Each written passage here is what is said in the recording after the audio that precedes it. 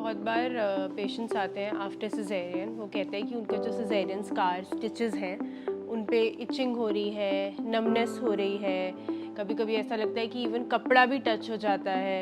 And this is after months of caesarean कि भाई हमारे सिजेरियन को इतने महीने हो गए, अभी भी हमें कुछ अलग सेंसेशन फील हो रही है, तो इसका क्या रीज़न हो सकता है? हाँ, ये बहुत कंप्लेंट होती है पेशेंट की कि डॉक्टर 6 महीने पहले सिजेरियन हुआ था या 3 महीने पहले सिजेरियन हुआ था। तो जब हम सिजेरियन का एक कट लगाते हैं तो वो सभी की सभी नर्व्स कट जाती हैं, और जब नर्व्स कट जाती हैं तो कुछ टाइम तक तो वहाँ नमनेस रहती है, कोई सेंसेशन ही नहीं रहता है। इचिंग भी जब हीलिंग होने लगती है तो इचिंग भी होती है, और कुछ टाइम के बाद वो नर्व्स वापस से जब जुड़ने लगती हैं तो एक नर्व जो कटी होती है वो 4 नर्व्स बन के जुड़ती है, ब्रांचिंग बन के जुड़ती है, तो फिर हाइपर सेंसिटिविटी होती है, कपड़ा भी होता है तो लगता है।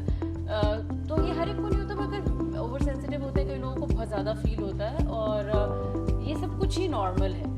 और कई बार ऐसा होता है कि स्कार बिल्कुल ही नहीं दिखता, और किसी लोगों को एकदम काली मोटी गांठ भी बन जाती है, किलॉइड जो आप बता रहे थे, तो उसको किलॉइड कहते हैं। अब ये भी टेंडेंसी किसी की होती है, किसी की नहीं होती है, हमें नहीं पता किसका किलॉइड बनना है, किसी का नहीं बनना। अगर किसी को पहले कोई स्कार था और वो किलॉइड बन गया तो हमें पता होता है कि अच्छा ये आपका स्कार किलॉइड बन गया है, तो अब हम सिजेरियन के बाद we can do some precautions. So that precautions if you would want to tell कि क्या कर सकते हैं कि हम लोग So we can use silicone gel sheet.